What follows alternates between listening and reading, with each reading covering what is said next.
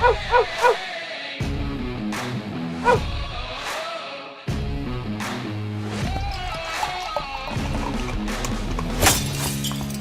to another edition of the Dogger Pass Podcast. This for UFC 267. I'm Paul Shaughnessy. Cody Saftic's on the line, and Matt, the producer, is doing all the sweet cuts behind the glass. I say behind the glass, but it's really behind like a wall in Pat Mayo's basement. Eventually, we're going to be in our new studio. That will be good times. But Cody, how's it going, my brother? Good, my man. Good. Happy to be talking fights. As always, we got 15 fights, so I know we're going to jump right into this one. And also, we're probably going to waste our time talking about a couple fights here and there that actually end up getting canceled. But all the same, we'll do our best to break through it. We do have a PFL on today, so there's just, fights never stop. Thankfully, Contender Series got us back in the win column yesterday. Top two tickets. That's what I'm always looking for. And then beyond that, we need the bounces. This is a 15-fight card. So as always, looking to hit those top two tickets. But at least we've got a lot of material to work with to fill out, who's going to be the rest of it. But, every week, well, not every week. We've had a great run of luck, but, it just takes that one person to make that one mistake. At least with 15 fights, hopefully we can filter out the best that we can. And a pay-per-view. So, this is big name fights, good quality of opposition. The lines have been steamed, but they're steamed in the right direction. So I think as far as parlay goes, we should be able to make a couple safe ones anyway. That's why it's good to have you on the line because me and you have a little bit different styles in terms of how we bet. And I look at cards like this, or I look at like the PFL offering, and it's just like when I see so much chalk, it makes me nervous because there's certain sides that I want to be on, but I'm very careful with my selections. Obviously, had a good week last week. Went 5 for 5 on my picks. Can't really complain, but luckily got that Trinaldo. Grandpa T comes through in the clutch. Got really worried with that eye poke was a little bit terrifying. I thought it was probably going to end up being a draw, and nobody scored it a draw. So sometimes the judges are on your side, sometimes they're not. Anyway, main event: Jan Blachowicz takes on Glover Teixeira. -290 Blachowicz, +230 for Glover Teixeira. Last title fight for Glover Teixeira, 2014 against John Jones. I imagine most people didn't think the old warhorse would get back to this position. We've been backing him at some pretty good dog prices all along the way on this winning streak. They got him back to the title spot here. I can't help but think that that Polish power is gonna crack the chin. We're gonna see the problem. We've always basically, with Glover, we've always kind of avoided. We were on him against Thiago Santos, and that one even got dodgy, right? It's like Santos connected a couple times. Glover was stumbling all over the place. The chin can be compromised.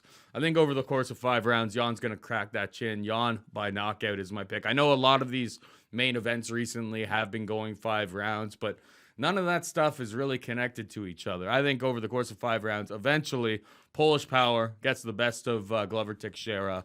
So I see DraftKings Sportsbook got it at +100. Jan Blachowicz +100 by knockout is my play on the main event. What about you? Dude, I couldn't agree more, man. We've been riding the high of Glover Teixeira, but unfortunately, I think that train may have at least temporarily come to a halt. He was even money against Karl Roberson. What? And there's another spot, actually, where he's this close to being knocked out in the first round. Travis Brown-style elbows to the side of the head. He's basically out. Thankfully, Karl Roberson can't grapple, so he gets the victory at even money. Ion Cutelaba. Well, Ion Cutelaba has no gas tank. He hits us for another one at even money. Nikita Krylov. Wow. See, Nikita Krylov can't grapple and doesn't have a gas tank. So even money pick, Glover Teixeira. Then they go and they give us 2-1 plus money status versus him versus Anthony Smith. And again, with Smith, it's like he has the grappling advantage and a durability advantage. And then, of course, the fight with Thiago Santos has that grappling advantage at the very least. So in that 5-fight winning streak, another dog ticket there. So he's cashed 3 times as an even money play, twice as an underdog, always fights for our dollar. Had to overcome adversity 3 times because it was twice in the Thiago Santos fight, once in the first round, once in the third round. It's like he's there to grind. He's there to fight for your dollar. This is a world title fight, second time around for him at this stage in his career. He knows he's got to go for it. So why not back that underdog one more time? But again, it's been that grappling advantage and a durability advantage that's largely carried him. And I just don't see those same advantages as against Jan Blachowicz. I mean, Jan's not only a BJJ black belt, but a solid BJJ black belt. Defensively, he's sound. Offensively, he's sound. He's, him and Glover are about the same size, but Glover's been able to rely on the fact that his opposition's got weak takedown defense, whereas Jan's got pretty solid takedown defense. As far as, early that weather storm and take him into deeper waters, like, he's got an excellent gas tank on him, and he's really coming into his own right now. If he proved the world wrong in that Israel Adesanya fight, I think since then you're really seeing Jan get comfortable all over the place and be a legitimate threat to the second best guy at 205 pounds, not named John Jones. You know what I mean? But so the longer this fight goes, I think it's still Jan's still going to be in it. The earlier this fight goes, Jan's still going to be. He's got the punching power. He's got the grappling to hang with him. He's got the cardio to hang with him. He's got a cast iron to hang with him. I just think, like you said, fight, Jan's eventually to pull into his wheelhouse. Where I do disagree with you is I don't necessarily think that Jan finishes him. Like, Jan's the kind of guy that does take his time. He's not going to rush a finish by no means. We do see his last couple of opponents he's able to put away.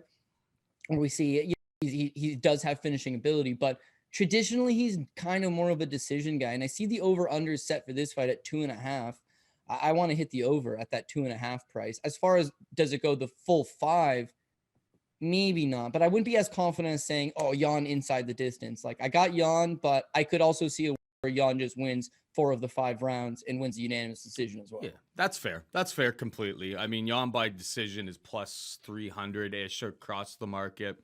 I'm not going to be stunned if I lose it. Is this going to be like a massive play? No, it'll be when I list my plays, it'll be a small play, Jan by KO plus 100 or whatever I get at that time. By the time I post that bet. But yeah, no, am I going to be stunned if I lose? No, but it's not going to be like a massive, massive play that, hinges my entire card betting on that. But that will be my play in the main event. Over 2.5 is, it's pretty much 50-50, minus 115 on both sides. DraftKings Sportsbook. I'm not going to be stunned if it goes over. I'm not going to be stunned if it goes under either. Like, Jan hits hard. We've seen the Polish power so many times that, I just feel like if I bet like Jan by decision and it takes like 2 punches, I would feel like a complete mook. Yeah, that's fair. That's fair. And it could. The writing is potentially on the we've seen Glover stun so many times. Sure. I think this is the opponent to put him out. But yeah, great. I mean, this entire card is an embarrassment of riches. It's just a matter of, kind of playing the prop game from my betting perspective is going to be really important. Moving on down, we got Petr Yan taking on Cory Sandhagen for the bantamweight title of the interim bantamweight title of the world.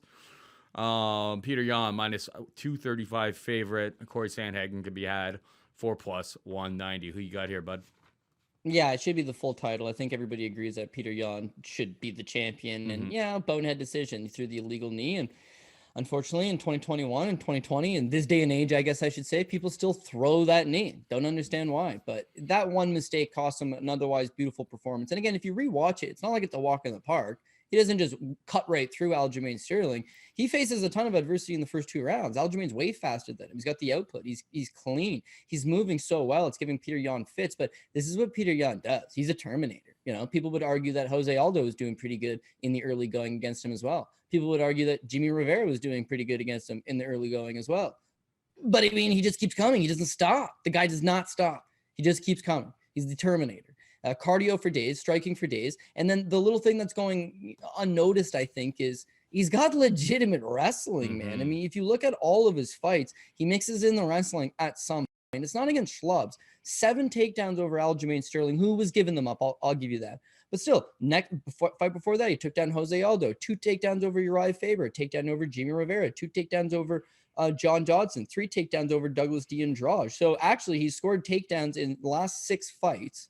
Most of those are actually decorated wrestlers and solid grapplers and top-end opposition. And he's able to get those fights to the ground. And with Cory Sandhagen, as talented as he is, and I love me some Cory Sandhagen, the kryptonite's still there. You can take this guy down. So if Yan engages him in strictly a striking battle, it's going to be close. It's going to be close. But why not just mix in that takedown every so often to secure the deal? Now, a lot of people cried robbery against TJ Dillashaw. I bet Cory Sandhagen. I thought we lost. It was the takedown, it was just that little bit extra, because otherwise this is a closely contested striking battle. And as far as how does TJ Dillashaw match up with Petr Yan, honestly, I think Petr Yan's better everywhere. I really do. I think he's a better striker. I think he's more durable. I think he's got better pace. And as far as the wrestling goes, like, yeah, on paper, TJ's the collegiate wrestler and this and that. But what you notice against Sandhagen is the longer the fight goes, not that TJ was getting tired, but he abandoned the wrestling just because he knew, well, he didn't really abandon it. I guess he just wasn't having as much success the longer the fight went. Whereas Yan doesn't need to just rely on the wrestling. He can just mix it in and go right back to the striking, stay in your face. So this is a pretty good line as far as I'm concerned. I mean, it is, my opinion, the champion defending his belt for the very first time. And he's, leaps and bounds the best guy in the division.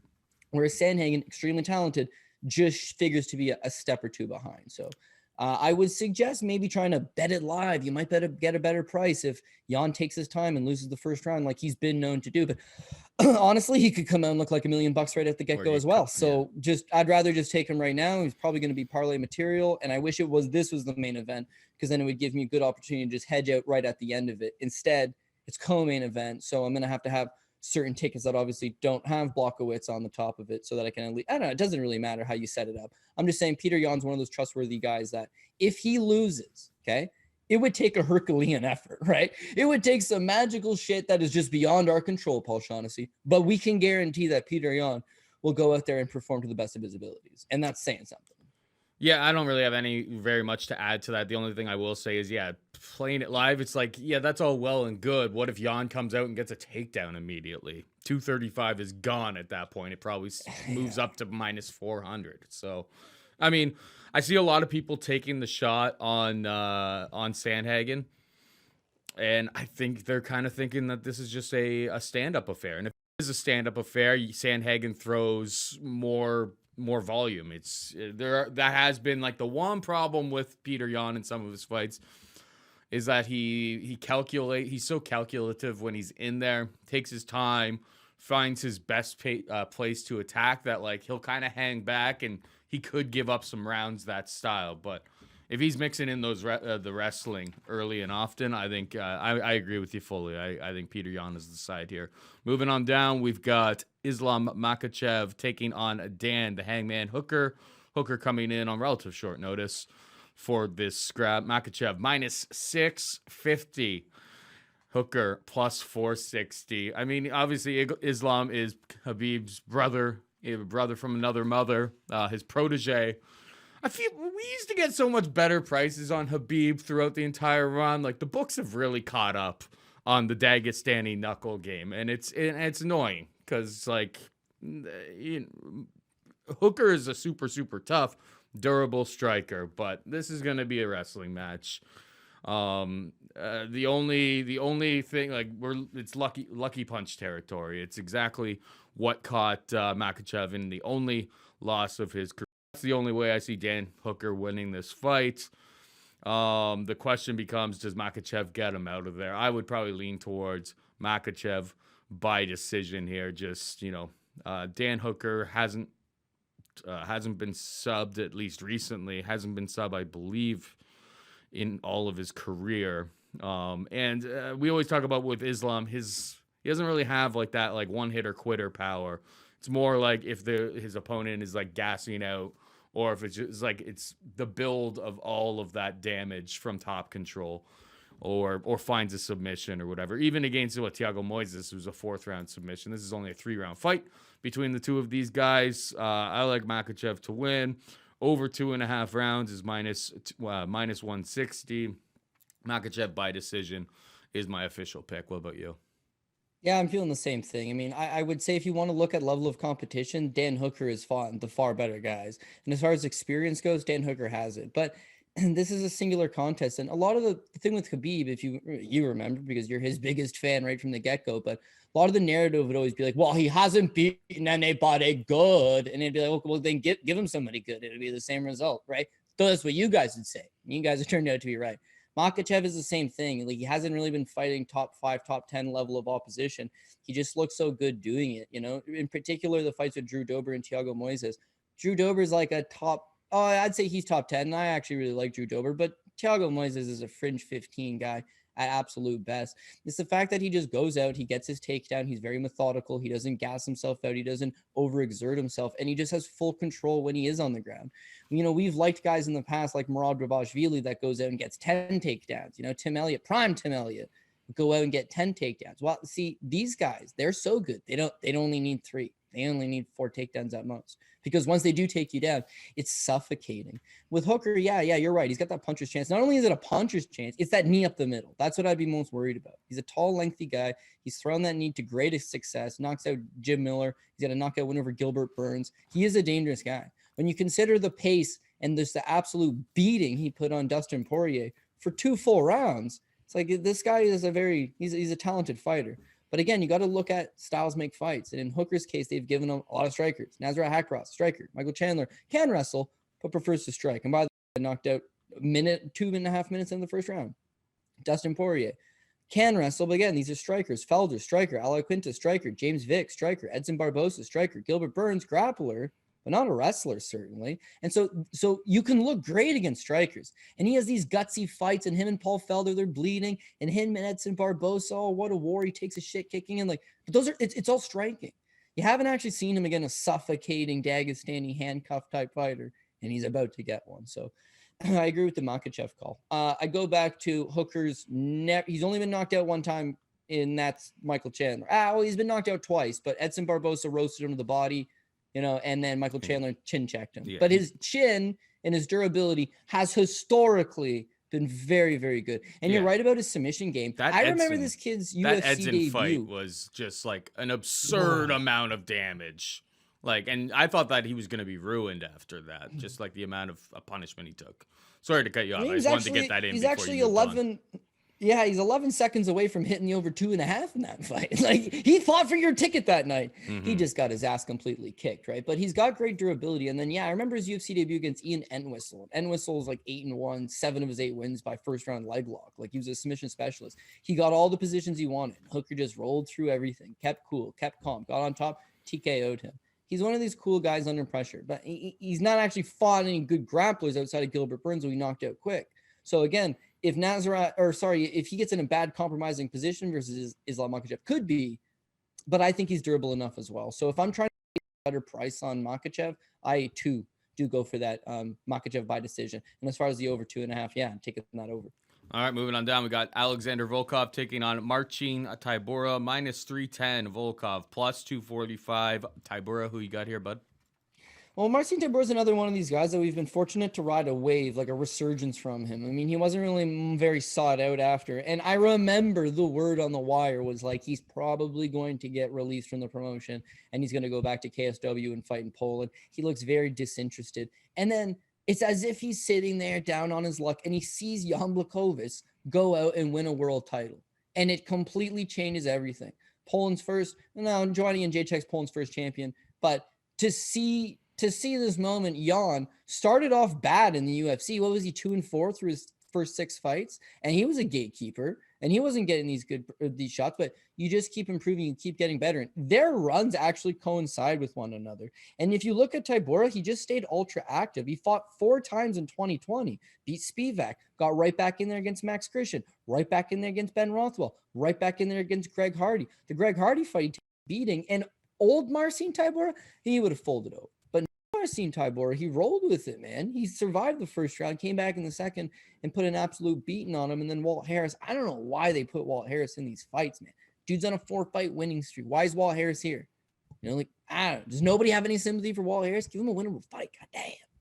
But again, you see Marcin Tybura walk right through him. And then it realizes, you know, he's 35 years old. That's not overly old for heavyweight. He's basically in the prime of his career right now. He's got good striking as far as heavyweights goes. We always talk about him killing Victor Pesto with that head kick. But you see how fast he can snap that thing up. He's got good kicks, decent from range. But the lot of this run has been caused with his own ground game. He likes to smother guys up against the cage, force his fight to the ground. He needs to do that against Alexander Volkov. As good of a striker as he may be, Volkov's just way too damn long. Mm-hmm. And this isn't the Apex, right? This is full-size octagon in Abu Dhabi. There's going to be lots of space to work with. Volkov just chews him up at distance. He's going to chop him in the body with a straight front kick. He's going to land the jab over and over, and he's going to look to time overhand right over the top of the guard. But if Tybura can just smother him up against the cage, kill time off the clock, and potentially get this fight to the ground, Tybura then becomes a live underdog. So I am going to take Alexander Volkov. However, through the first 3 fights, I'm sorry, the first 4 fights, I think Tybura is the first underdog that I would really consider if I was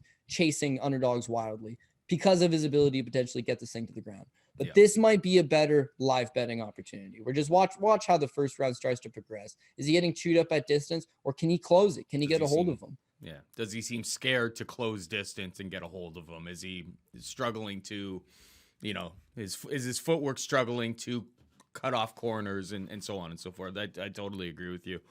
I think 310 on Volkov it's the heavyweight division. On top of that, it's a little bit risky business for sure, but yeah. Especially if you would consider, Alexander Volkov holds the UFC record for most times taken down by a heavyweight at 14, right, against Curtis Blades. But this is only a 3-round fight, so you don't need to get taken down 14 times. If Marcin Tybura scores 3 takedowns, that could be enough to persuade 2 of the judges on 2 of the scorecards, right? That's all you need. It's these close fights. Is the fight going to end up being a greaser by decision? If so, it'd be competitive. And if it's competitive, do you want the 3-1 guy? Probably not. So if we do end up playing Volkov, we're moving him down. I do respect what Tybura brings to the table, and he's coming into his own right now. All right, moving on down. The king is back, Cody. Khamzat Chimaev. He had retired because of COVID for a very, very short period of time. I was a little bit worried about him, worried about his health, but he's back in business. The books know, but I mean, how can you really fault him? Khamzat Chimaev, minus 575 favorite. Jingliang Li can be had for plus 410. I didn't really love, because he was supposed to take on Leon Edwards, and I thought that was maybe one of those cases of a little bit too much too soon. Because, I mean, Leon Edwards he's fought all those fights. He's already, rose to the top of the mountain. He's so technically sound. His control, or his distance control on the feet is excellent. Khamzat was still a favorite, but I was like, it's a tough fight. It's a tough fight this early in his career. I'm not going to waste too much time for anybody here. Neil Magny took down Jingliang Li 2 fights ago. He took him down 4 times. It's a smash. Full-out smash incoming. Khamzat Chimaev. He'll take him down at will and probably finish him. It's a whether. I mean, the over-under is set to 1.5 rounds. It's a real dicey fight from a betting perspective. I think the money line is probably the way to do it. Because inside the, Jingliang Li is super, super tough, but we're talking about levels when it comes to these 2 guys. Now, my problem with Chimaev is that, the inside the distance is minus 175, so maybe that's the way to go about it, but he can mix in KOs and submissions so well that it's hard to pick a certain side. Jan Blachowicz probably is not submitting Glover Teixeira. That's why it's easy to go Jan by KO when you're hitting props like that. Khamzat smash. I would be pretty stunned to see him lose this fight. Yeah, you know what? As ridiculous as this statement's about to sound, getting COVID and taking a year off, probably the best thing that could have happened to Khamzat Chimaev for Khamzat Chimaev bettors, because we were getting outrageous prices on this guy, Paul. He was becoming unbettable. I mean, this fight with John Phillips, he's a minus 500, bettable. Riz McKee, minus 1,400, not bettable. Him versus Gerald Mearshart was 6-1. And he was moving up to middleweight to take on a decent middleweight. You knew he had to either take on guys like Leon Edwards, or they were just going to give you awful, awful prices. And I think had he not taken this time off, had he not gotten sick, had he not, claimed that he was going to retire from the sport. And you know what? It's not even just he got COVID. He's one of those guys that is big on lingering effects of COVID. He's known for his cardio. Imagine you had Khabib Nurmagomedov, his exact skill set, everything about him, he only had 2 rounds of cardio. Would he be any good? Well, he'd be a good 3-round fighter. Would he be a world champion? Nah, wouldn't be able to fight those 5 rounds. Big thing on Chimaev is pace. So you would hope that he's fully recovered. But yeah, I would say that the only reason you're getting a less than 5-1 price tag on him, less than 6-1 price tag on him, is because of the layoff. Because otherwise, I think he just walks right through Jingliang Li. And it's no disrespect to Jingliang Li, what he brings to the table as far as being a striker. Yeah, good striker. This is not a striking battle. Khamzat Chimaev can strike, but he's looking to take you down. And you're right about Neil Magny, 100%. The 4 takedowns in that fight, Magny did an excellent job just grinding him. When he could take him down, great. When he couldn't, he just grinded him up against the cage and had a ton of success. And Magny's also one of these long guys, so he loses leverage very well. And Chimaev's the same way. He's got tons of leverage. He's got like a long, lanky frame for the division. At 170, he's even better than he was at 185, in my opinion. You know, he's big, he's strong, should be all good. But for Jingliang, he's got a 59% takedown defense ratio in the UFC. And it goes back to styles make fights. Santiago Ponzinibbio, striker. Magny, grappler, 4 takedowns. Zaleski dos Santos, striker. David Zawada, striker with a bit of jiu-jitsu, certainly not a wrestler. Dachi Abe, what? Where's that? Check it out. Not doing good. Anyways, he was a Japanese striker. Jake Matthews, not a wrestler, and yet he did the same thing. He just took him down at will, grinded him. Jingliang had to resort to finger blasts in his eyes to get out of a guillotine choke. Those guys are taking him down. And then below that, sure. Yeah, Anton Severe took him down. Bobby Nash took him down. Frank Camacho took him down. And then he's fought a lot of non-wrestlers. Well, yeah, you know what? Chimaev's likely going to take you down. When he does take you down, he's likely going to have a lot of success, and he's able to do it for 3 rounds, right? So this is just such a stylistical perfect matchup. The only one thing that could cause is if Chimaev can't take a punch, right? Because Jingliang Li's a heavy banger. They call him the leech. He's got one of those gas tanks that, you know, he'll get tired, you'll get tired, it gets sloppy. He prevails in those sloppy exchanges, but it's going to be hard. He's going to be on his back for the large part of it. He's going to be getting grinded for the large part of it. And I can't tell you that Chimaev can't take a punch because he's unevaded, right? No one's been able to really do anything to him. He trains with some of the best guys in the world day in and day out in Las Vegas. So yeah, I'm going to assume that he's good in a lot of those areas. And if those assumptions go properly, then we got an all Russian ticket for sure, I think, with Petr, Yan, Islam, Makhachev. Oh, man, you know we're going to go with Ankalaev, who we'll talk about in a second here. But Khamzat Chimaev, you know, Team Russia is looking to have a good time in Abu Dhabi, let me tell you. And this isn't like Russia, like the Bellator card, which, by the way, why not just bet the Russians on that card too? Like that Fedor Tim Johnson shit, man. Tim Johnson threw 15 punches all to the body.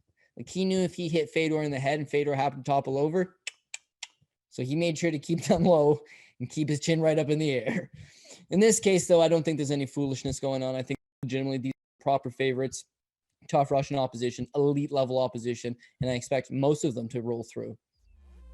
UFC 267 action is live in Abu Dhabi this Saturday afternoon, and DraftKings Sportsbook, the official sports betting partner of the UFC, has a knockout offer for the light heavyweight title bout. New customers can bet just $5 on either fighter and win $200 in free bets if they do. Will the champion retain his belt, or will the veteran from Brazil snatch it from him? Bet just $5 on the UFC 267 main event and win $200 in free bets if your fighter wins. DraftKings is safe, secure, and reliable. Best of all, you can deposit and withdraw your cash whenever you want. So, download the DraftKings Sportsbook app now, use promo code DOP, throw down just $5 on the UFC 267 main event, and win $200 in free bets if your fighter wins. That's code DOP this Saturday at DraftKings Sportsbook, official sports betting partner of the UFC. Must be 21 or older, New Jersey, Indiana, and Pennsylvania only. New customers only. Minimum $5 deposit and $1 wager required. One per customer. Restrictions apply. See DraftKings.com/sportsbook for details. Gambling problem? Call 1-800-GAMBLER. Moving on down the card, we've got Magomed Ankalaev taking on Volkan Oezdemir. Ankalaev minus 310. Oezdemir can be had for plus 245. What do you think here, Code? Okay, so yeah, we're going to have to go with the Russian again. Team Russia, I think a lot of them are in a very good position to smash. But I will first and foremost admit with Magomed Ankalaev, I'm fully sold on him. I think he does everything excellent. He wrestles very well. He's a good pressure fighter, good cardio. We know he can strike. He's got good submission game. Like he's very much the well-rounded package.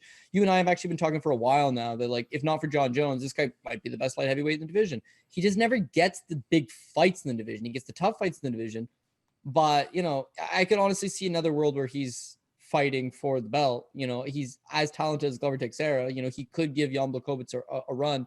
He just doesn't have the name built up yet. But as much as I'd like to praise the guy's name and I'm high up on him, the one thing is, like, there's a lack of volume. Like when he's on his feet, he is picking the precise shots. He's picking up the big shots, but he's not one guy that's going to go out there and wow you for the most part. As far as being on the ground goes, not big ground and pound, positionally sound, hold you down. You're not going to go anywhere. It's smothering. But again, when you look at a lot of his fights and by the numbers, it's usually in that like mid to 40 strikes, significant strikes landed. Whereas Volkan Oezdemir, he does have decent enough takedown defense, shows a career percentage of 80%, but he's got better volume and he's got big, heavy hands. So with Ankalaev, as much as sometimes these Russian fighters that have a big wrestling and grappling advantage choose to strike a little bit too long, I just want you to smother him up against the cage.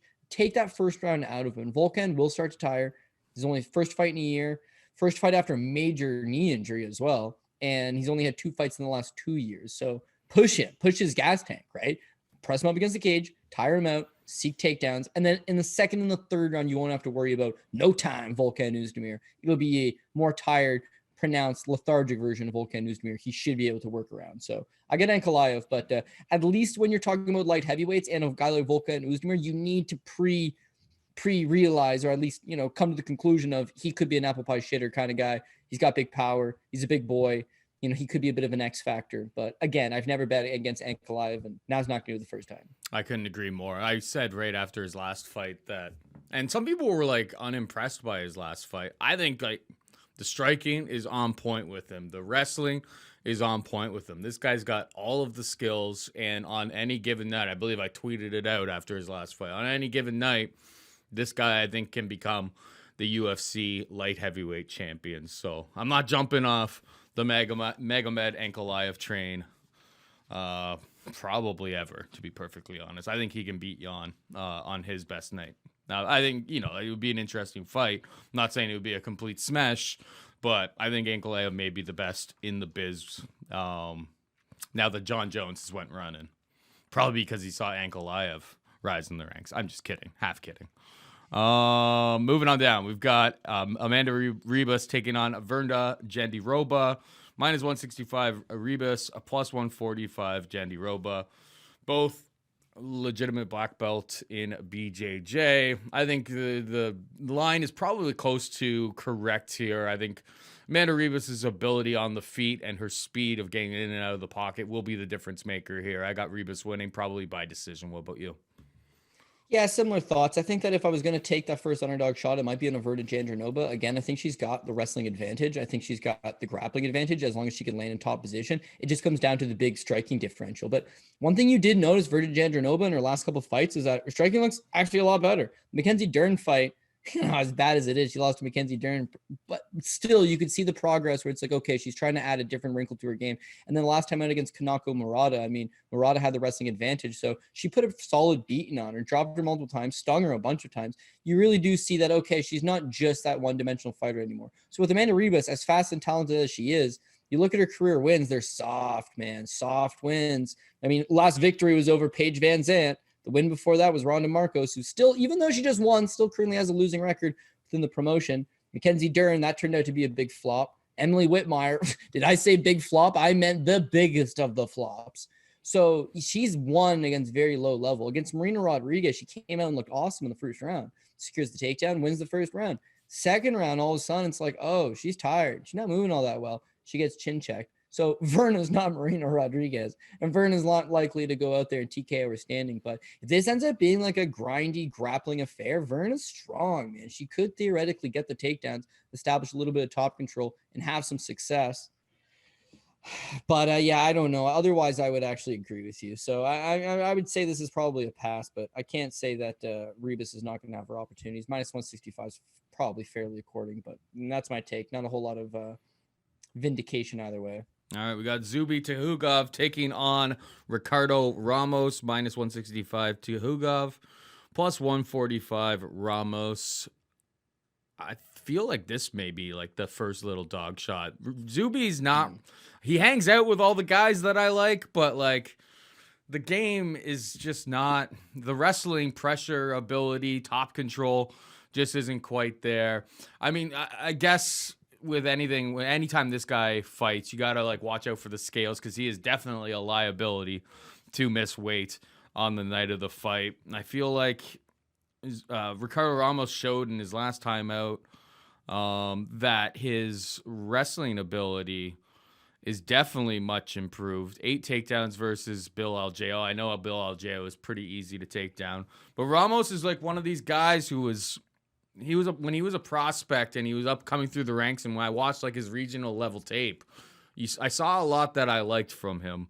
I think this is probably more of like a pick'em type of situation. So I'm leaning towards the plus 145 on Ramos to get the job done. What about you?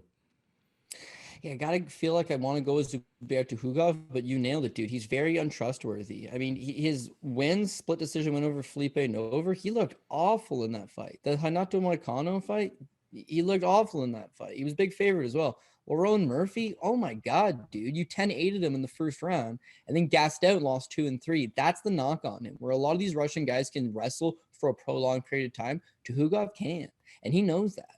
So he's not chain wrestling like them. He's not striking like them. He's very conservative, and that conservative approach usually leads to these close split decisions. He's had 4 of his last 5 fights have been split decisions. So yeah, and you're right, dude. Why not bet against him if you can get underdog money the other way? Chances are it's going the distance. Chances are it's going to be close and competitive. And chances are he's not going to quite do enough. But on this card in Abu Dhabi, if anybody's getting the bounces, it's Team Russia, and especially the inner core group Team Russia. So he's got that going for him.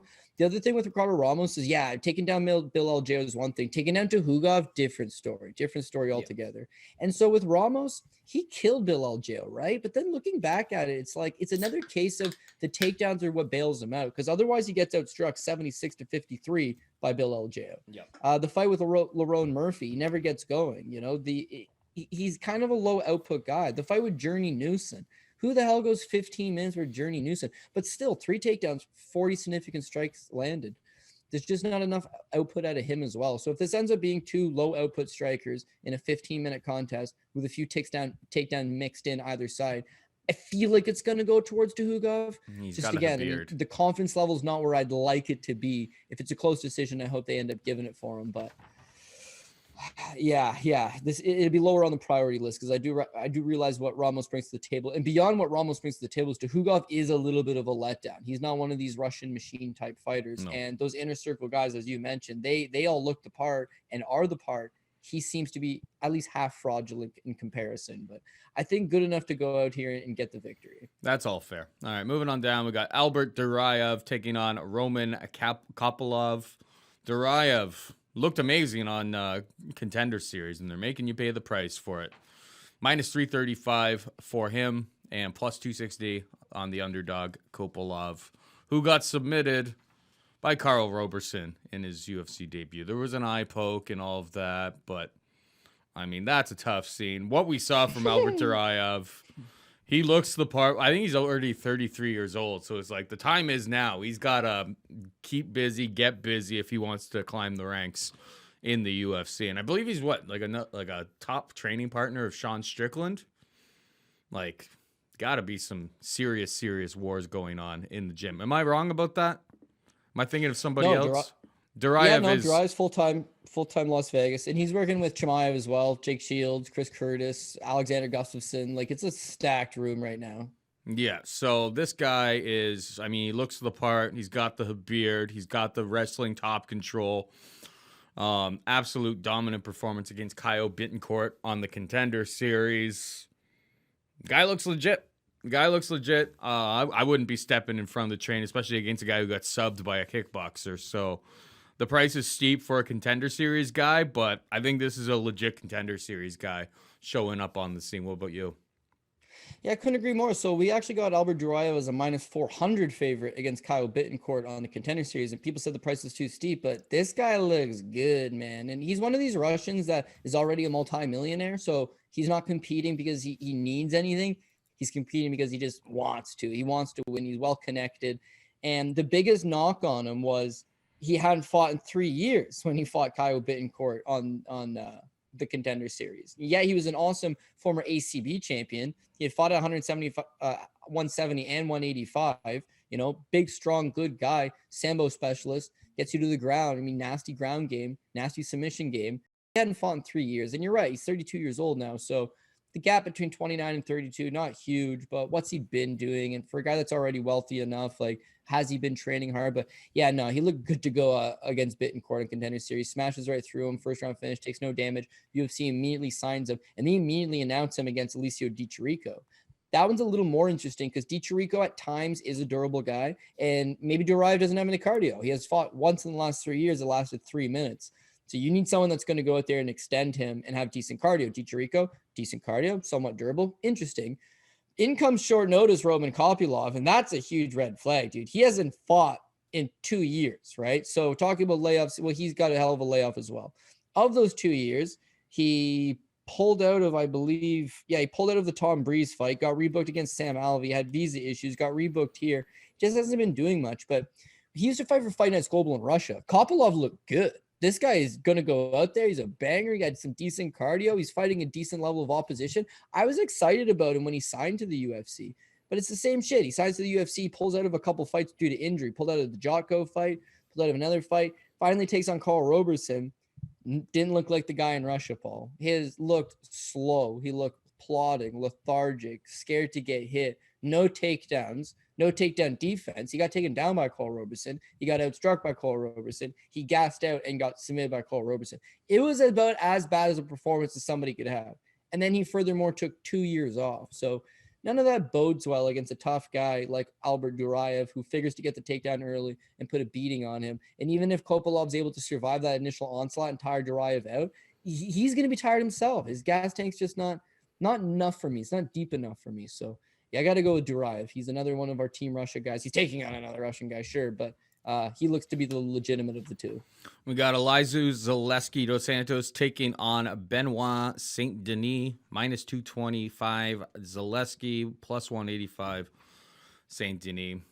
Saint-Denis seems to be a bit of a submission specialist. I watched some of his highlights and stuff.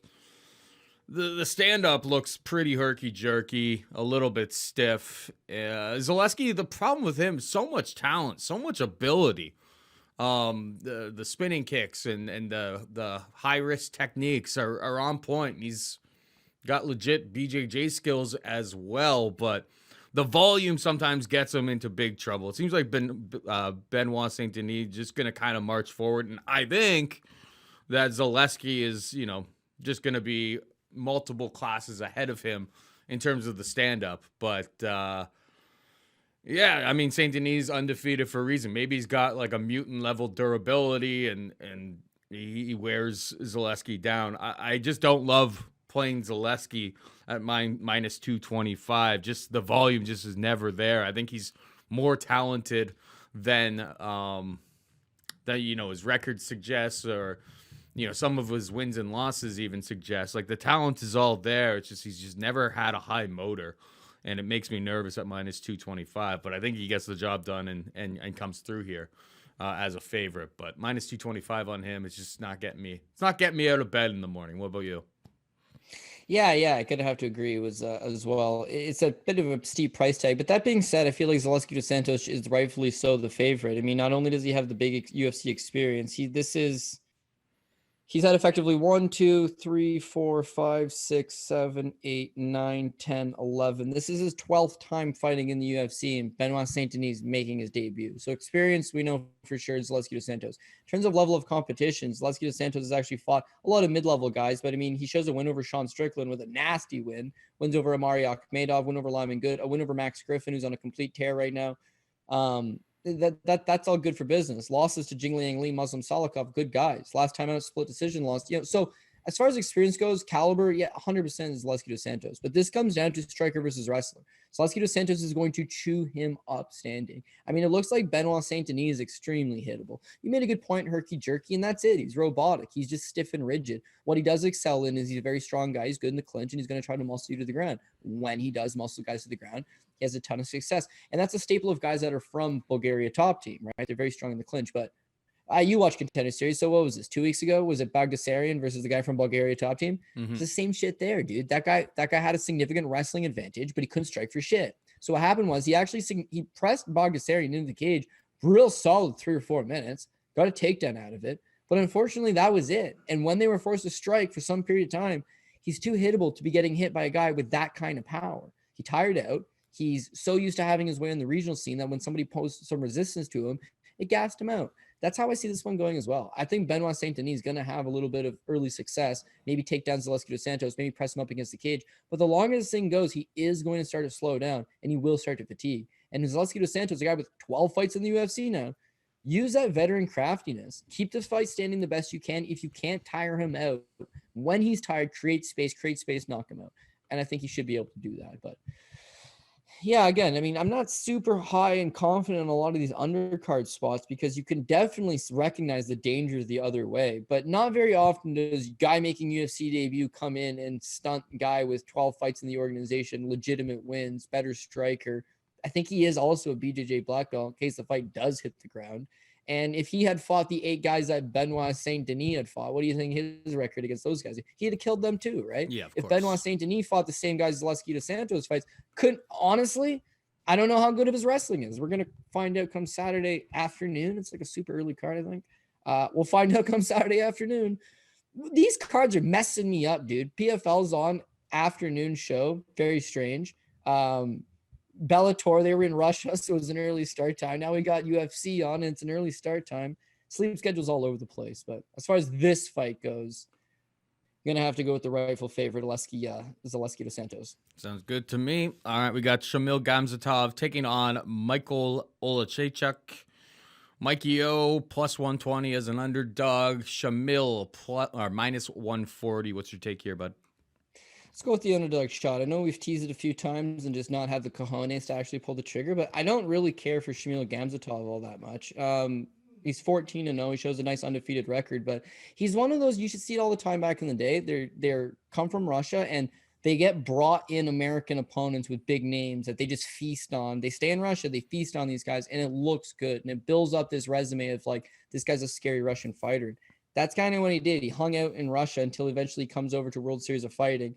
Teddy Holder, that's a low-level win, right? Rodney Wallace stretches him to a split decision. He looked like shit against Rodney Wallace of all people, right?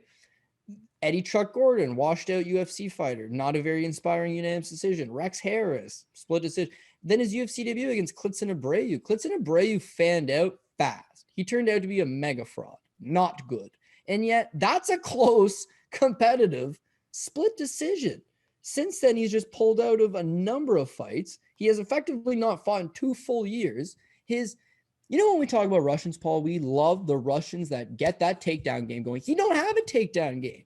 He just marches forward. He's a pressure fighter. Only his striking's not good enough. His volume's not good enough. His power's not good enough. His last, hasn't finished anybody since Teddy Holder 6 years ago. Not inspiring in the slightest bit. And then his last thing is his cardio is god-awful, which is why a lot of these fights aren't very good. He doesn't overexert himself, and then he still seemingly gets tired anyways.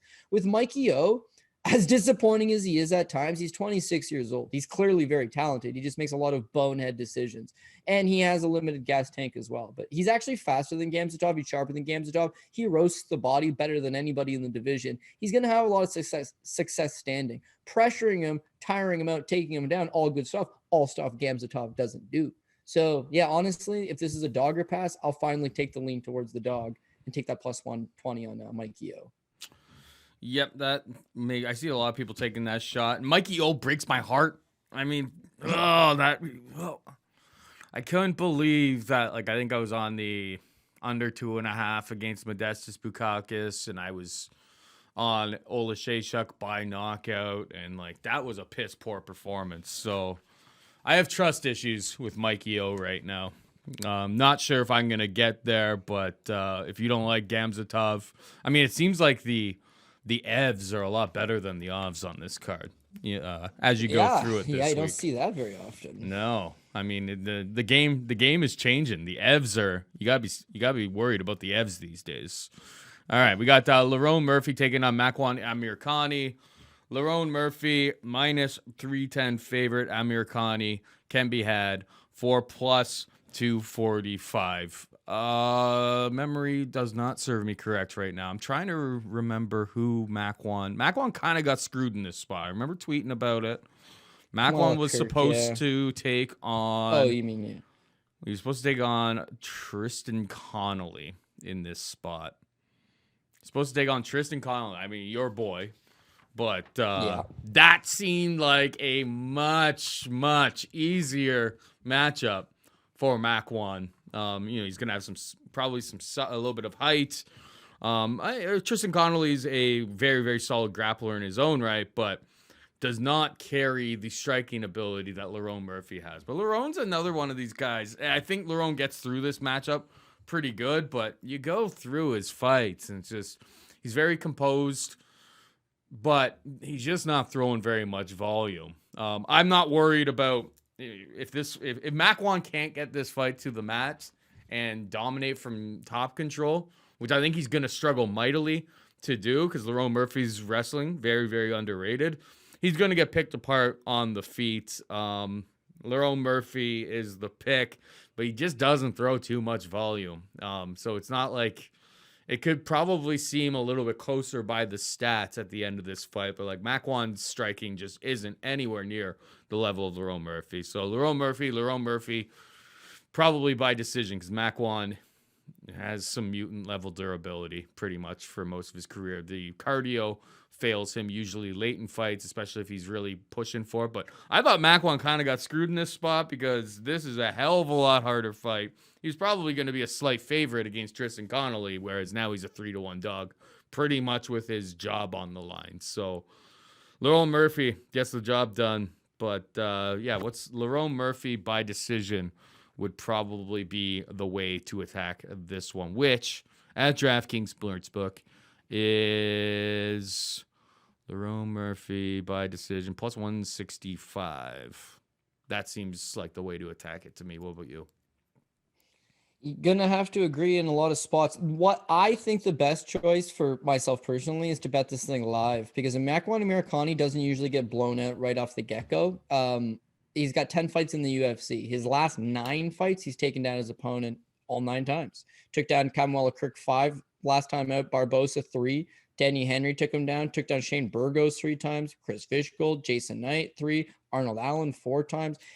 All of his fights, he completes takedowns, and they usually come early. He goes out there, he shoots the early takedown. You guys are both strong, they're fresh. He completes it. He spends maybe a little bit of time on top control. You got to make him work. And that's what a lot of these opponents do. They keep working from bottom. Now, all of a sudden, it gets back up. He's got to shoot another takedown and another takedown. And once he fatigues, he just doesn't have enough stand-up. Like, his striking is not terrible, but it's a lot of just, rinky-dink type striking. Kicks from the outside, jabs from the outside. No real substance, no real power. Yeah, he knocked out Jandiroba with a flying knee once upon a time, but those days are long gone. There's just not enough pizzazz behind his striking. He eventually needs to get these takedowns. The longer the fight goes, he struggles to get the takedown. Striking is not enough. He's losing these fights the longer they go. Fully expect Lerone Murphy to win this fight, stretching it out. He's going to have a difficult enough first round. Second and the third round, that's when you'll start to see him stuff the takedowns a lot better. That's when you'll start seeing him land the better strike. So Murphy kind of looked...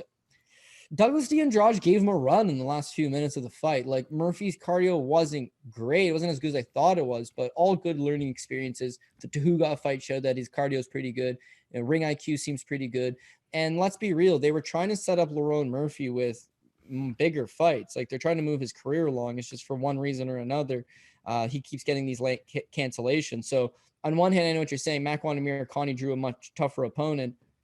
On the other hand, so did Lerone Murphy. He's supposed to fight Charles Jourdain, who's god-awful, and now he's taking on Makwan Amirkhani, who's actually knows what wrestling is, right? Where Charles Jourdain is very unfamiliar with what that concept is. So it's a different fight for both guys, but I feel like Lerone Murphy will eventually take over down the stretch. I don't want to pay the 3-1 money line for him, to be perfectly honest. You're going to bet him. You're going to bet him by decision to improve it, but I think I can just improve it by waiting 3 to 5 minutes. That seems fair. That seems pretty smart.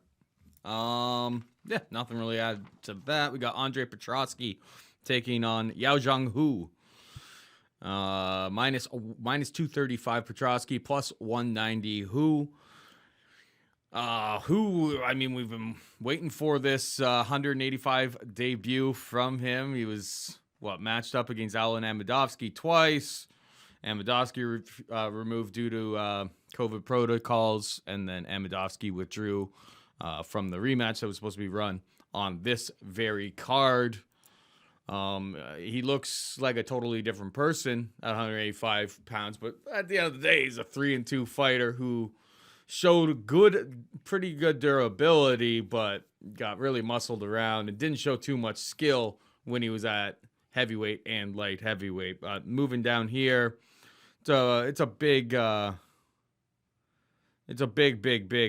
drop down. But I mean, Andre Petroski, coming off of the Ultimate Fighter, I think they enjoyed the look, but like that fight against Michael Gilmore, like I was not like, he got the finish in round 3, but it's like that was a much closer fight in the first couple of rounds. That I think we all kind of thought that Petroski was just going to absolutely roll, get the finish.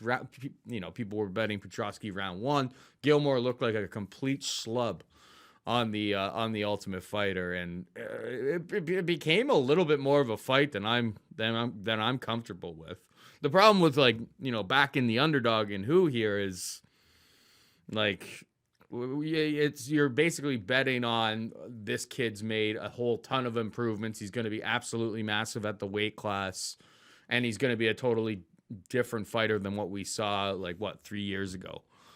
It's a tricky spot. All I will say is that I'm not very interested in laying chalk on Petroski until further notice, after seeing some of the struggles that he took on against Gilmore in that spot. So it's a straight up pass for me. If you put a gun to my head and made me bet on this fight, I guess I would take the underdog shot, just in a hope and a prayer that who's put on he's put some skills together. So that's my thoughts on this one. What about you? Yeah, after seeing UFC 261 and then watching Contender Series last night, and I'm already betting against Jingliang Li on this card. Yeah, the Chinese fighters have not had a good path lately, man. I mean, they've not been performing in the slightest bit. He actually falls in the same category as all the guys from last night. It's just a narrative. It's like, what's he done lately? I don't know. Been training at the UFC Performance Institute Shanghai under head coach Dean Amessinger. What's that worth? I don't know. None of them have seemingly come out and looked all that good. He's got a striking advantage, I think, over Petroski. Like, his kickboxing game seems to be all right. And yeah, he made his debut against Cyril Asker at heavyweight. He weighed 232. His second fight for the UFC against Rashad Coulter at 205. Now he's making 185. So in theory, he's gone from 232 down to 185. That's all good stuff, right? He's only 26 years old, pretty young guy. But this was the Dusty Awards. The UFC was having their annual Dusty Awards. They're like, who are the 2 dustiest guys on this roster in this division? So it's like, oh, shit. You can't have a Dusty without Alan Namadovsky. I mean, he's 0-2 in the UFC. He's looked abysmal in both those fights. He has not fought in 2 years, and he's going to get cut pretty soon. It's like, okay, well, who do we got? Well, we got Yao Zhanhu.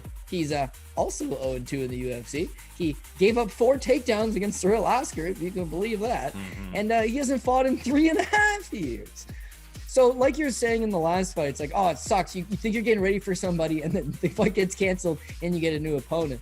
Kind of like that. I'd much rather fight Alan Namadovsky than fight Andre Petroski, because Alan Namadovsky is a one-dimensional banger with no chin. Yeah. And who's a kickboxer, gives him a path to victory at least. Petroski's not a good striker at all, but the guy wrestled collegiately.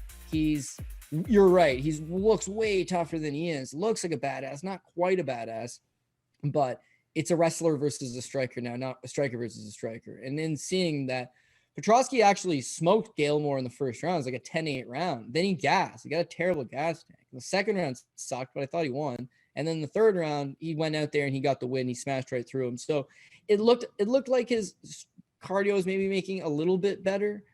But I think this is a UFC trying to keep the Dust Award back intact. Well, who's the next worst guy next to this? And unfortunately, Petroski, I know he just won a fight in the UFC, but from what he's shown, he's not very good. My whole thing, though, is the fact that he's able to get takedowns in this spot, hold Wu down. He's probably should be the rightful favorite. And I think I would take the small stab on him, but it's minus 235. Honestly, this is cranberry sauce at its finest, right? Sure. You have a card full of badasses. Even the first fight, Tagir Ulanbekov, are you kidding me? Second fight, Magomed Mustafayev versus Damir Ismagulov. Are you kidding me? Makwan Amirkhani, 10-fight UFC veteran, big name guy, Lerone Murphy, bright prospect. Longchuk versus Khamzat, I don't care for that, but it could be really entertaining. Zaleski to Sanders, always entertaining. This whole card is something to salivate for. This fight, Young Zong-Hu versus Andre Petrosky, like, oh, I don't know. So if you're looking to pass, if your book only puts 12 fights on a parlay, not 15, yeah, maybe this is the one you steer clear of. I would take Petrosky if not for the minus 235 price tag. Just too much for me. That's fair. All right. Damir Ismagulov takes on Magomed Mustafayev. Minus 290 Ismagulov. Plus 230 Mustafayev. What's your thoughts here? It's always tough when you're betting a big price tag against Magomed Mustafayev because at any point he's, very explosive. He's got a nasty spinning back kick. He knocked out Rafael Hafiziv in less than a minute and a half. You see where he's at his best. As far as his grappling goes, not terrible. He scored multiple takedowns over Brad Riddell, put a good grind on him, but it's too much, one punch knockout or bust. There's not enough him putting a full game plan together. His ring IQ seems a little bit suspect at times. His volume's a little bit suspect at times. His even when he was taking down Brad Riddell, the reason why I think he took him down 8 times officially by the numbers. 8 times. The reason why he still, the reason why he still lost the fight is he never did shit with any of the takedowns. They were just Brad would go down and pop right back up. The most significant strikes he's ever landed in a fight was against Brad Riddell, and it was 28. It's just not that. Yeah. Split decision loss. So if I throw 10 spinning back kicks to the face in a fight, theoretically, one of them could land and knock you out. But yeah, if they don't, there's not enough behind him. And so Damir Ismagulov, he's very frustrating to a lot of people because they call him boring. He's had 4 fights in the UFC. He's won all of them by unanimous decision. He never really looks in adversity, never really looks like he's in trouble, and he coasts. He's got a nasty, sharp jab he uses extremely effectively, flusters opponent, and then eventually takes them down. When he does take them down, smothering top game. And straight up, they gave him Rafael Alves his last time out, and that guy's a banger. Actually did knock him down, but you see Ismagulov, he's so cool, calm, and collected in there. You don't just get a 23-1 record by fault, I don't care where you fight, who you're fighting. Banana peel pricing is a real thing. Anything can happen in a fight. That's a very difficult record to accrue, but he does that because he makes a lot of good decisions. Thiago Moises is a big submission threat. Joel Alvarez is a big submission threat. Rafael Alves is a big submission threat. Those guys are all capable of pulling off that one big move to catch him. You see him just neutralize them time and time again. Excellent cardio. Was fighting 5 rounds back when he was in Russia. 3 rounds suited to him. And unfortunately, the UFC gives him no-name tough level fighters. So he's not going up in the rankings, but I mean, he's to me, he's a bona fide talent. So he's going to keep this fight standing, and he's just going to pick him apart with his range, with his jab. If for whatever reason Ismagulov decides he wants to go ahead and take down Magomed Mustafayev, I believe he will. And as far as him getting chin checked with some crazy spitting technique, this guy's real durable. And Alves put him in some nasty trouble. He just snapped right out of it and got right back to doing what he does best. So he seems like one of those guys that's fairly safe. If he was to lose, it's early on the card. You can still rebuild. I don't want to have to rebuild, but I feel like Ismagulov's as good as anybody else. Yeah, I think you extend this fight 15 minutes, he's just going to win that volume game. So Damir by decision plus 110, I think that's a good look. That is a play that I will end up on by the time we get there on Sunday or Saturday morning. Make sure you get your picks out there early, kid. People are going to be freaking out. Especially people on the West Coast, they're going to be really because of the freaking out. PFL stuff. Yeah, I'm glad they freaked out because of the PFL stuff because I didn't understand it at first. I was like, man, why are they bothering me? It's only Tuesday, right? But I was like, oh, shit. Stupid me. I normally watch PFL on Thursdays. Then this year, for whatever reason, the last 5 or 6 of them, they decided to put them on Fridays. And then now it's their finals. They've not promoted this card very well at all, considering it's the championship finals. They're giving away $6 million in championship bouts. Like, are you kidding me? They haven't advertised it. They haven't marketed it. They put it on a Wednesday at 4:30 in the afternoon. Like, who comes up with this shit, Paul? I could not tell you. But yes, I will be reminded UFC plays, get them out as early as possible. I didn't realize we were popular in Australia, but I spoke to a couple guys and like, it would be a big help if you'd try to get them out a little bit earlier. As I always say, hey, if you listen to the show, when we give away the picks, not much changes. A couple things here and there might change, but nothing significant ever really changes unless somebody almost dies in the weigh-ins, which we have seen in the past. But yeah. Is this first fight going to be the apple pie shitter? Let's talk about that right now, Paul. This first fight on the card, it'll be starting pretty early, depending on where you are. I think where I am, it's 11:30 a.m., I believe, is the start time for this card.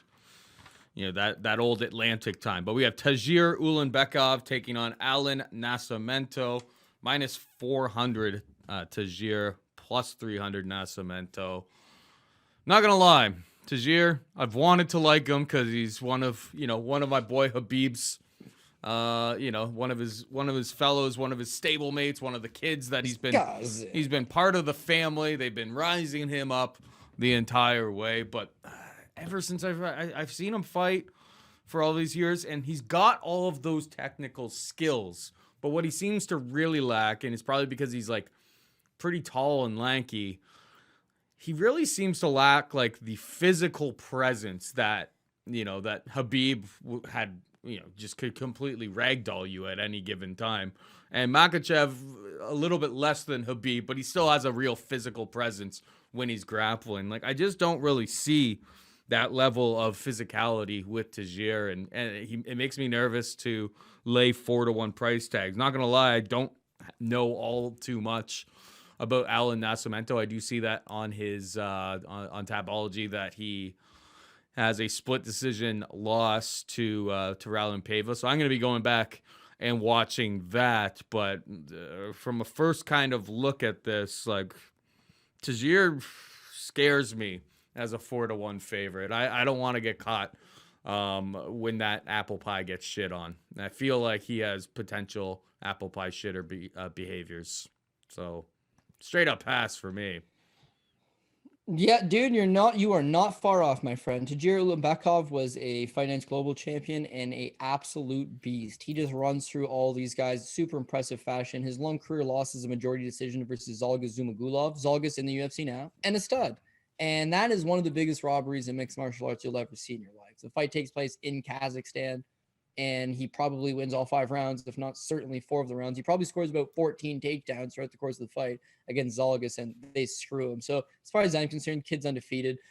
He's 30 years old now, but he's known Khabib since he was like 13 years old. There's like pictures of them in like the mountains of Dagestan training for these like Sambo championships and wrestling championships when they're kids. And he's obviously smaller than Khabib. I think he fights now, 125 pounds. Yeah, he's a flyweight. Khabib's obviously a lightweight, but it's like, yeah, man, he's been right there from the get-go. He's got excellent combat sambo skills. He's got excellent wrestling skills. He is a Russian guy, just the ones that we like. The smothering game, got all that about him. Love it. But then he signs to the UFC and pulls out of his debut with an injury. He gets booked against Bruno Silva, Bruno Silva's tough, but Bruno Silva was 0-3 at the time. So this was supposed to be a walkover. In fact, Tagir was a minus 500 favorite. He's got the Khabib connection. He's taking on a guy that's 0-3 in the UFC so far and is not a particularly great grappler. This is going to be a walk in the park for Tagir. I'm glad the judges gave it to him, but that was a sweat, man. Holy shit, that was a sweat. He gassed out. He got taken down just as many times as he took down his opponent, Bruno. And it was a very close tit-for-tat fight that had the judges scored it for Bruno Silva, I couldn't have cried robbery. I agree that Tagir did win the fight, but he did not look himself.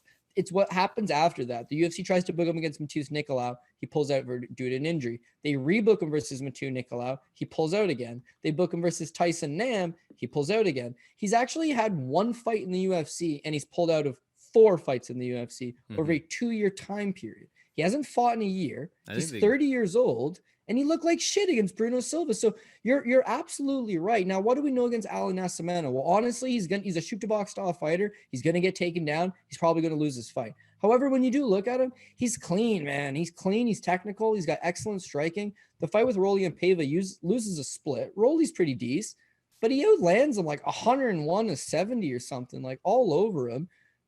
It just comes down to takedown defense. It don't look like he can stuff a takedown particularly well, and Tagir's going to look to establish takedown. So I got to go with Tagir, but honestly, one way to approach this, if you're up at 10:30 in the morning, is it could be a good live betting spot. Alan Nascimento almost certainly figures to lose the first round. He's going to get taken down the first round, but if he can live through the first round, which is likely, because it's not like Tagir's a potent finisher, survive that first round, tire him a little bit. This kid starts to get sloppy. I shouldn't say kid, he's 30. We're both the same age.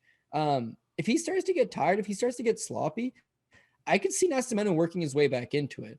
But I just come back to the fact that it's like he's had 1 fight in the last 3 years. It was a first round finish. His cardio could be a problem. His grappling could be a problem. Am I fading Tagir just because I don't think Tagir looked all that good. Maybe. He still is a good fighter at the end of the day. He still should get the win. It's the first fight on the card in case something goes wrong. Again, you can still rebuild. But in terms of which one of these bona fide Russians is going to shit in the apple pie, Tagir's name is on the list. Magomed Mustafayev's not one of my guys. Shamil Gamzatov's not one of my guys. I think Duraev is going to get the job done. Zubaira Tukhugov, potential Russian that could shit in the apple pie. I don't want to say Ankalaev could, but I do respect Volkan Oezdemir, what he brings to the table, but I'll stay on that one. Alexander Volkov could shit in the apple pie. And then I think Makhachev and Petr Yan are going to roll pretty good here. So I don't think Russians are going to win every single fight on the card, just most of. And we're hopefully going to be on the right side of which ones those are, Paul. I mean, with the Blachowicz fight, the only thing that could be very, very tilting, but they'll probably be giving you the type of price to do it, is that I feel like, I mean, this could be completely off base, but these guys with the beards, like what was it, G last night on the Contender Series. I made a joke that if his name was Ziev and he was a Dagestani with wrestling top pressure, he wins that fight 29-28 all day long, especially in this venue that they're going to be at on Saturday night. So if Teixeira just gets some takedowns, who knows? We're in Abu Dhabi. This card is centered around all of these Russians specifically, but then Muslim Russians from Dagestan and so on and so forth. It'll be interesting to see how the scorecards go down. But Nascimento could be that apple pie shitter, or he could be the one planting the shit in your apple pie. So I'd be very careful at minus 400 because I don't see the upside with Teixeira that I see with the Makhachevs and some of the other guys from that stable. There's plenty. There's so many. Khabib's got like a million cousins at this point, and they seem to really love Teixeira, but he just doesn't. He doesn't have the physicality that I see in the other, the dominants like Saeed and so on and so forth. So, yeah, we're just about out of time here. I'll quickly rifle through the plays that I'm interested in right now. Damir by decision plus 110. Damir Ismagulov by decision plus 110. Like, the guy's a decision machine. Should be able to out-volume Magomed Mustafayev. Chin seems to hold up for Damir. So I think getting off of that minus 290 and getting Damir by decision at plus money seems to be pretty good value to me. Murphy by decision plus 165. Do not hate that just because Amir Khani is super, super durable. It could be really ugly, and you could be sweating in the last... Murphy maybe has a chance of like finishing him in round 3 if like Amir is super, super tired from like failed takedown attempts and stuff like that. But I think it probably goes to the cards. So Murphy by decision plus 165 like that. Islam by decision, I'm considering that. Haven't laid it yet, but I think Hooker's super, super durable. The grappling is on point. I think it's going to be a very, very convincing like 30-27, 30-26 type of situation. Islam Makhachev gets his arm raised by decision. Yan by KO plus 100. And then, the parlay pieces I feel better about are Yan, Makhachev, Khamzat, Chimaev, Ankalaev. I'm riding with my boy, Duraev. And that's it for me, but it's more about you. Hit him with the PRP.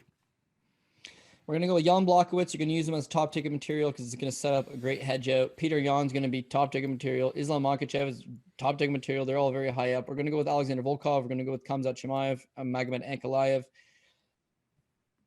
I'm going to go Virna Jandiroba, dog number one. I'm going to go Zubaira Tukhugov, Albert Duraev, Zaleski Dos Santos, Michael Omalanchuk is dog number 2, Lerone Murphy, Andre Petrosky. Just pass on that one, honestly. You're gonna feel so embarrassed if you lose to the Chinese guy. Damir Eshmagulov, you're gonna want to improve that price by taking the decision. And then I gotta go with Tagir. Likely a Tagir by decision, but we'll just keep it straight up as it is. So listen, this is a 15-fight card. What are the chances that only 2 underdogs hit? Probably not great, but keep in mind, these lines are steamed to where they need to be because it's a pay-per-view. It's a big pay-per-view. They've been released early. People have gotten their money on where they want it. They are the rightful favorites. So the best thing we can do, similar to Contender Series last night, is even if you end up with an apple pie shitter, keep them lower, snuff it out.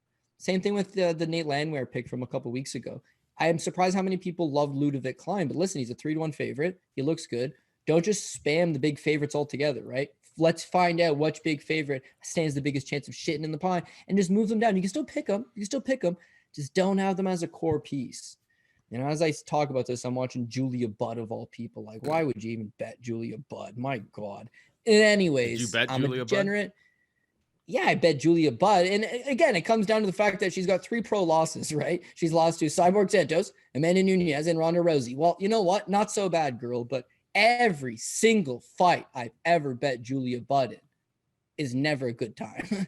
It's always just watching paint dry and probably, hopefully, best case, getting a split decision victory. But of course, she's getting outstruck by Shayna Young in another relevantly. But you'll see, because I tweeted out my plays. Did I have Julia Budd on the top line? No. Did I put Julia Budd on the second or third line? No. But I played her eventually. It's just you got it. Oh, a takedown. Back in business. Should have put her on the top ticket, Paul. What was I thinking? Not putting Julia Budd on that top ticket. Wrestling, baby. Jeez, you're a genius. Those Absolute genius.